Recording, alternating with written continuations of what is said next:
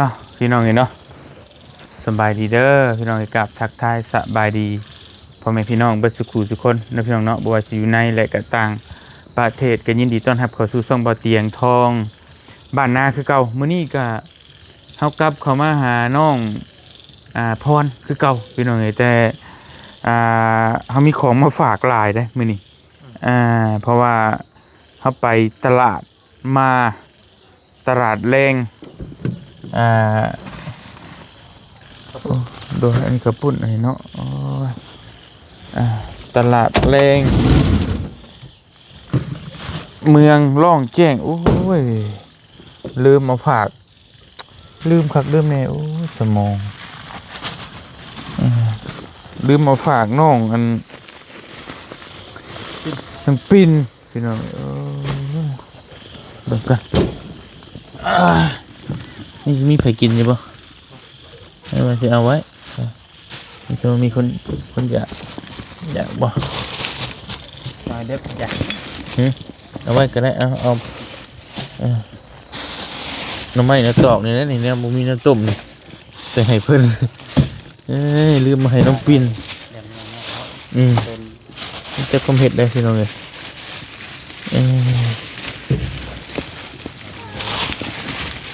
ไป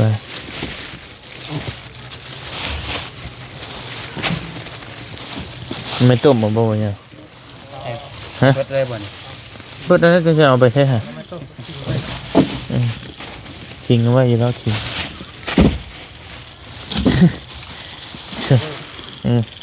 เด็กเอา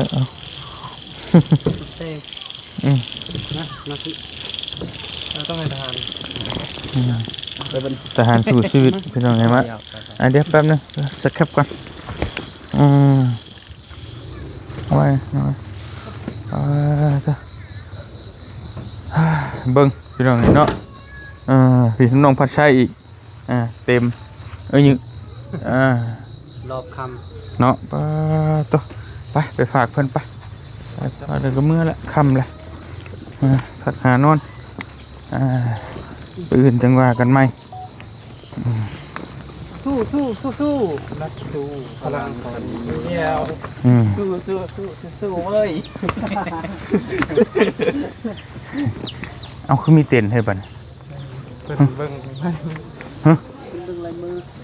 เป็นกลางทุกมือเลยกระทำเป็นแม่นบอกแม่นขั้นตอนแรกมากเป็นกลางทุกมือแล้วญาติพี่น้องคุณมาแบบคล้ายๆแบบเพื่อนดีงานเนี่ยแหละสะพอนว่า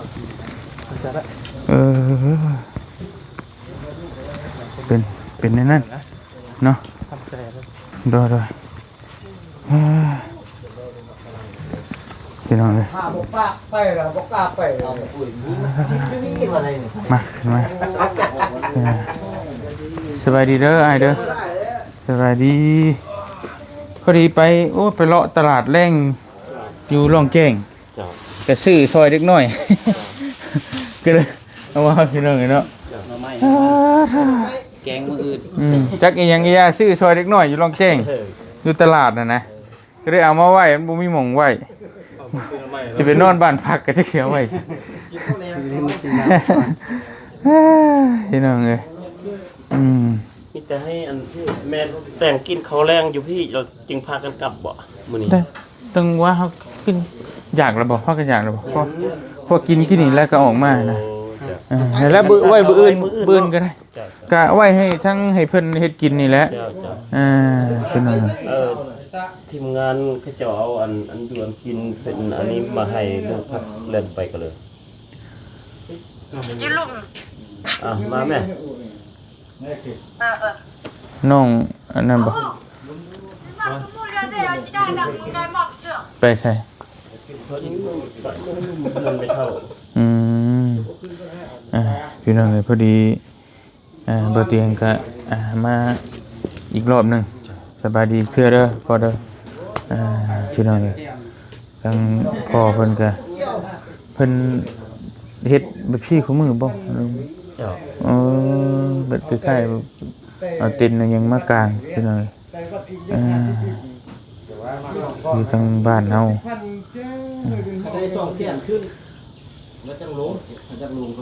ก็มื้อนี้ในนามกันเฒ่าแก่ในโฮมแล้วก็ในบ้านเพิ่นก็ได้ปรึกษาหารือกับพ่อมัดแทนให้ลูกหลานให้ลูกไผกับหลาน พ่อบอกหันบ่ให้วันเฮาไปนำผัวนำอันนั้นปากทำเนาะนอกจากนั้นแล้วเฒ่าแก่หรือว่าคันผู้ใหญ่เพิ่นก็คิดคือพ่อคิดอันรับเปอร์เซ็นต์สิได้คนเข้ามาก็ยังมีน้อยน้อยจำเป็นแล้วก็มีไทยบ้านไทยซองเพิ่นมาบินมายามนำแบบนี้แหละกระซับกับโอนหมดกระซับกับคุณผ่านไปซะแล้วแก้ไขดีใจที่พวกนี้บัวได้ปะได้ทิ้งให้เพิ่นได้สัมภาษณ์ มึงเพื่อจำมันรักแก ตอนแรกจะมาพ่อกับแม่สิลงไปล่มน้องเคยอีกตื้นเมื่อวานแม่ก็ได้ล่มเลยแต่ว่าเพิ่นยังเมื่อยเพิ่นก็ยังบ่ทันได้ตกลงจักหน่อยสิลงไปลมน้องสาวกับน้องเคยตื้มเป็นอะไรถึงให้คำตอบของพวกน้องคน โดย จิตใจพ่อแท้กับแม่ก็ยังบ่ทันคือลมของทีมงานเมื่อกี้ช่วงนี้ก็ทางทีมงานเบาเตียงก็เป็นห่วงเป็นใยนำเพราะว่ามันยังร้อนของเฝ้าเฮ็ดเฝ้าให้พักส่วนอื่นเพิ่นดูสงสารเนาะโดยแล้วคันปะดนก็สิเป็นจางหายไป แม่น ก็สุดที่สวยแล้วก็สุดที่ดีอกดีใจนำแล้วก็ไปลมเรื่องดินคันเป็นเอาได้ แม่น ปืนให้คำตอบ โดย แต่ว่าจิตใจพ่อแม่แท้คันว่าทางทีมงานเพิ่นยังอันนั้นแต่ว่าตั้งกับตั้งปะอยู่หั่นแต่ว่าคันลูกไผนี่สิไปอยู่ทางอันลุ่มจริงตามจิตใจเพิ่นก็คือพอบอกทีมงานเมื่อกี้นี่เนาะแต่ว่าจิตใจแท้พ่อนี่ยังอยากให้อยู่กับพ่อกับแม่นี่ไปอยู่คนนึงก็เงินผู้เดียวเสียวผู้นึงแก้วแมวห้องไปบ่สร้างงามบ่งามอยู่พี่มันยังมีพ่อแม่ผู้ยังดูแลส ส ว บาย ย ดีแล้วน้องเด้อ ตามทัศนะพ่อกับแม่เป็นเท่านั้นแต่ว่าทางทีมงานเราเตี้ยงรับผู้ใหญ่ใจดีเพิ่นมาช่วยเบิ่งยังดูแลในการสร้างสาพัฒนาในการกินอยู่ของสไทยนี้ตัวครัวติดธรรมก็สุดที่ใจก็ไว้ทั้งทีมงานทั้งเราเตี้ยง เขาว่าคือมันยังบ่ตกบ่แตกจังไดก็คือทางทีมงานเฮาก็สิเบิ่งก็สิซ่อมแซมหม่องหลังเรือนเก่าหั่นให้เพิ่นพอได้พบเพราะว่าทางเพิ่นว่าถ้าสมมุติว่ามีคนอยากซอยอีหยังต่างๆก็จังว่ากันแต่ว่าคือเพิ่นว่าตัวเรือนหลังนี้นี่ทั้งน้องก็อยากอยู่เพราะว่าเป็นสิ่งสมสร้างกับผัวเพิ่นแหละคิดเห็นได้ลึกเห็นผัวซั่นน่ะก็ได้เฮาก็บ่จักความสิว่าก็มีแต่คุยกับเพิ่นก็ได้แนวใดเฮาก็บ่ยากดอก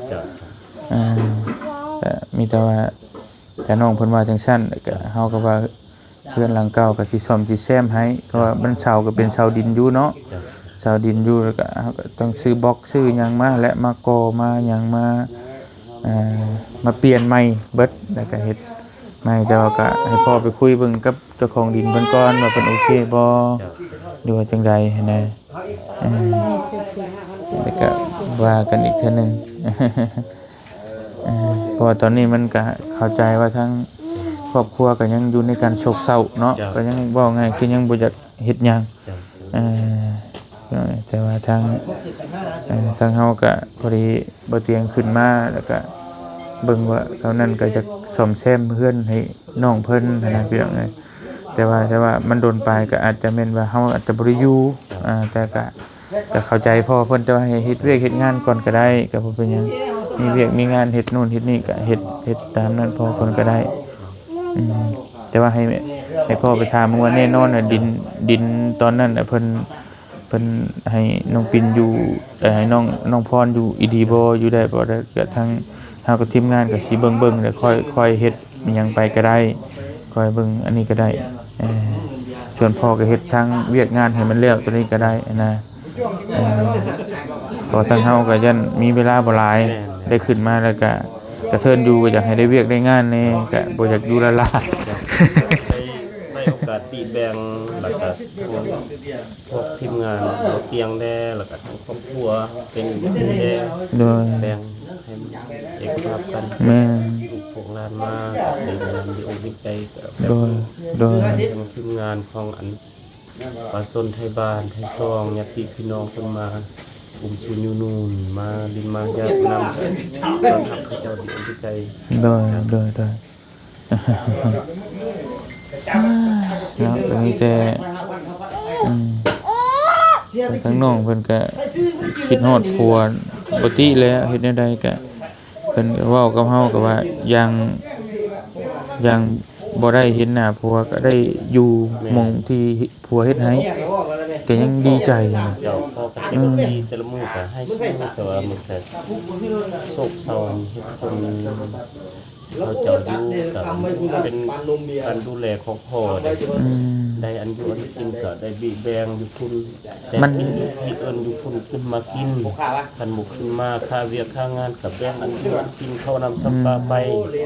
บ่ได้ปะได้ถึงเขา มันซ้ำว่าครอบครัวเดียวกันเนาะก็ปกติ แล้ แล้ว ว หากก็ลงเฮือนได้หากก็กำลังสร้างมีเด้อ มีแต่ว่าก็คุยกันเบิ่งแหละเฮ็ดได้พี่น้องเนาะแต่น้องเพิ่นนี่ตัดสินใจที่อยู่พี่บ่เตียงถามแล้วจังไดก็อยู่พี่อยู่นำพ่อนำแม่ฮักแพงกันอยู่พี่แต่ว่าผู้น้องปิ่นหั่นน่ะสิเมื่อบ้านว่ะสิเมื่อโดยก็จังว่าเนาะบ่ติเฮ็ดจังไดเพราะว่าทั้งเพิ่นเองก็ลูกเต้าก็อยู่พุ่นแต่ว่าใครทั้งนี้พ่อก็ได้ถามโอ้ยเท่าใดก็สู้ตนอยู่นำพ่อนึงโอนหมดตอนทั่วเพิ่นอยู่2คนเพิ่นก็บ่ฝากบ่ทิ่มพ่อเพิ่นบ่เป็นคนสงขาได้ ก็เลยก็อีตนทั้งพ่อปู่ในเนาะก็สิเมื่อกันเนาะก็เลยตัดสินใจอยู่พี่น้องเพิ่นก็สิอยู่พี่แหละพี่น้องเพิ่นว่าเป็นจังไดก็นับถือเอาอยู่พี่ซ้ำพ่อซ้ำแม่แท้ๆเนาะพี่น้องก็แล้วก็ฟังเบิ่งพี่น้องเดี๋ยวจังว่ากันก็คือพ่อเพิ่นตอนนี้ก็ยังสิเฮ็ดคำสิเว้าแล้วก็แบบไปถามอยู่ทางกับน้องปิ่นเมื่อกี้นี่ก็เพิ่นก็สิเฮ็ดอีกมื้อ2 3มื้อนี้บ่เพิ่นเฮ็ดพร้อมกันบ่หรือว่าโอ้ มื้ออื่นสิบ่ทันมื้อหื้อละสิเอาอันหม้อดูอยู่ลำแกงคือแบบเราสิเอาส่งอาหารการกินให้อันทางบะเบกับบะรับนี่แล้วก็แต่ว่าเฮ็ดคนละเฮือนพ่อก็เฮ็ดอยู่เฮือนพ่อแล้วก็ทางอันน้องปิ่นลูกปิ่นอันเป็นเมียของบุญรับนี่ก็สิเฮ็ดอยู่พุ่นบ่อนหมดกันว่าเป็นแบบฮิตของประเพณีของขมุเฮามันสิเป็นแบบเอ็ดส่งเครื่องส่งของส่งอาหารการกินให้พักให้2คนที่บ่หมดที่ล่วงลับไปบ่โดยคำว่าแม่นเราลุ่มก็แม่นเฮ็ดแจกข้าวถ้าบ่ฮู้ว่าเป็นจังได๋ก็เฮาเฮ็ดก่อนเจ้าเฮาก็เปอร์เซ็นต์ก็ขอโทษขออภัยนำ FC ทุกคนแล้วก็ทั้งทีมงานเบาเตียงกับความหวังอันที่ได้ลูกกลับคืนมาหันก็มีน้อยเพราะว่าเฮาเข้าไปหาจุดที่ว่า2คนหันอยู่มันยากมันสับสนหลายอันหลายแนวก็คือทีมงานกู้ภัยไทยกับลาวเพิ่นได้แถลงข่าวนั่นแหละเจ้า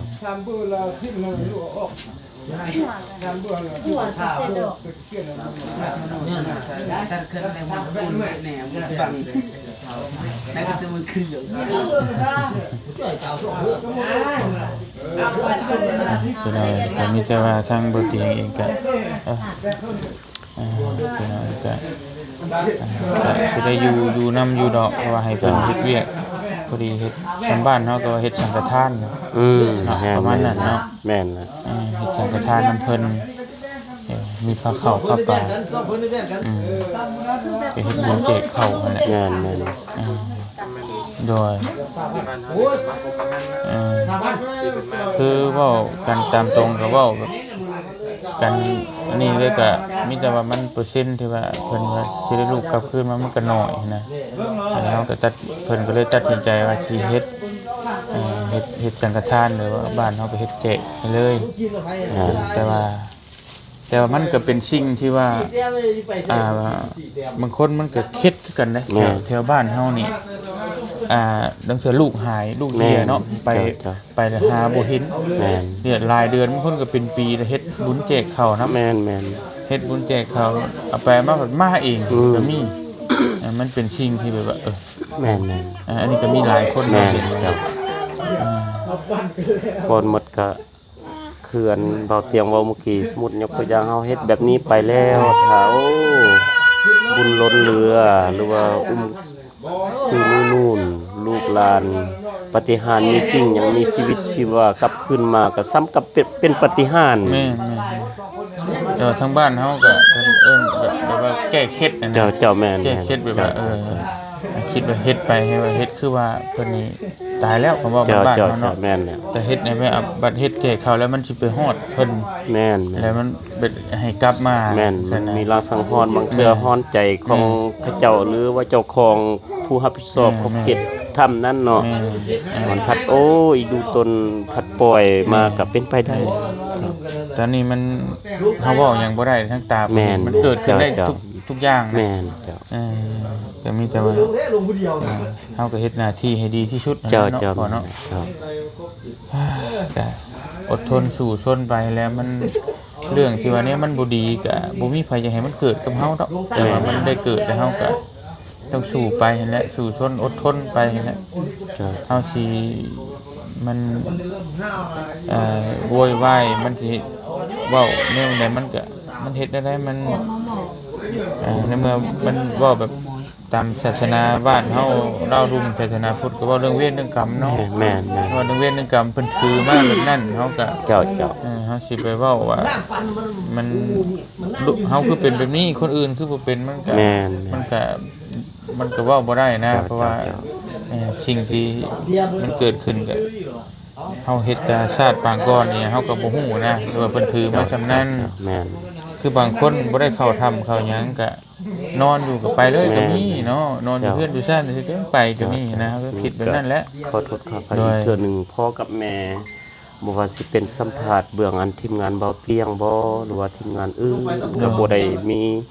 แนวคิดเจตนาว่าสิมีจังซี่จังซั่นมีแต่ว่าบุญคุณหรือว่าอันอายุเขาเจ้าเอามาบางเทื่อมันก็บ่แตกต่างน้องเว้าเมื่อกี้นี่เนาะบางคนเฮายังบ่ทันเฒ่าทันแก่ก็จากไปบางเทื่อเกิดมาคือเขาเว้ามือเกิดแต่บ่ฮู้มือตายคนเฮามันก็บ่แน่นอนชีวิตบางเทื่ออยู่ๆมื้อนี้เฮาสุขภาพดีมื้ออื่นเป็นไปแนวอื่นก็มีมันบ่แน่นอนอนาคตของคนเฮาเพราะบางคนก็ยังน้อยก็ยัง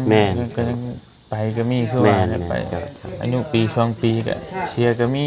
ตายก็มีนะมันก็เพิ่นคิดว่าเพิ่นถือมาซำนั้นคือว่าแหละก็มีแต่ว่าผู้เฮาอยู่และฮักแพงกันเบิ่งแย่งกันดีที่สุดนั่นแหละเฮ็ดสุดความสามารถนั่นแหละคือพ่อก็ฮักแพงลูกคือลูกแท้ๆเนาะทั้งน้องพ่อก็ฮักพ่อแม่ก็คือแม่แท้ๆและก็ได้ก็ฮักแพงกันอยู่นํกันเฮ็ดจังไดก็ลูกผัวบ่อยู่แล้วก็นับถือพ่อแม่และเป็นพ่อเป็นแม่เฮาเนาะไปฉันมีแต่ว่าบ่รบกวนทั้งพ่อเฮาสิกลับเข้าไปหาพักผ่อนก่อนมื้ออื่นจะออกมาใหม่โดยสู้เด้อน้องเด้ออดทนนั่นแหละพี่น้องไปกลับก่อนพี่น้องเด้อไปพี่น้องบ่เตียงก็ขอตัวเดินทางกลับก่อนมีแต่ว่าเดี๋ยวมื้ออื่นเพิ่นสิตามเพิ่นเอิ้นว่าเหยาแต่ว่าทางตามศาสนาบ้านเฮาก็แม่นว่าเฮ็ดมันบ่แม่นถึงกับกบุญเฮ็ดสังฆทานนั่นน่ะประมาณนั้นนึกบ่ไปใช่เนาะน่าจะเอาดอกไฟเลยโดยบ่มีหัวโคมบ่โอ้ยเนาะอันนี้พี่น้องเด้ออีต้นนะเที่ยงที่ได้เห็นยามใดก็อีต้นยามนั้นแหละพี่น้องโอ้ยเมื่อยแต่นั่นแหละคือบ่เตียงไปถามน้องปิ่นก็เพิ่นก็คล้ายว่า ทำใจแล้วคือสิอ่าเฮ็ดสังฆทานบ้านเฮาก็แล้วก็เฮ็ดผ้าขาวผ้าป่าก็ถือว่าซ้ำว่าเฮ็ดให้คนตายกินนั่น ต่างหากบอก ฮะ เพิ่นอันบ่ได้มีบุญบ่จบเลยบ่ บ่สังฆทานค่ะว่าบ้านเฮาเนี่ยสังฆทานตอนนั้นนี่ก็บางคนจะเฮ็ดอีกก็ได้ แต่บางคนบ่เฮ็ดก็ได้แม่นแต่ก็ได้บางคนก็เฮ็ดบุญอีกเทื่อนึงก็ได้นะบางคนบ้านเฮาตายมีเฮงเลยเพิ่นเฮ็ดสังฆทานนั่นก็3ปีเฮ็ดบุญแจกอีกเทื่อนึงแต่อันนี้ก็เฮ็ดก้อนหั้นนะบ่ฮู้ว่าสิแนวใดอีกก็จังว่ากันเป็นจังนี้เนาะ บ้านเฮาก็มีคือกัน อืม ที่บ่เห็นคนแล้วก็เฮ็ด อืม หยังก่อนคือว่า มีแต่ว่าบ่เตียงก็สิอยู่น้ำเพิ่นเบิ่งแย่งก็ถ้าว่าเป็นไปได้มีผู้ใหญ่ใจะบุญซอยเรื่องเฮ็ดเทือนซ่านล้านแป้นเฮาก็สิซอยเฮ็ดให้เพิ่นอยู่ให้มันพอแล้วเพิ่นแบบว่าให้มันบ่ผลบ่หัวให้มันคักแน่แล้วก็แล้วคักแน่จังสิกลับ แต่ว่ามันบ่มีหยังก็อยู่อีกสัก5-6 มื้อก็อาทิตย์หนึงก็มื้อแล้วไปขอตัวพักผ่อนก่อนอยู่ดีมีแฮงสบายดีเด้อพี่น้องเด้อมื้ออื่นเจอกันบ๊ายบายมื้อที่ 2เมืองร่องแจ้ง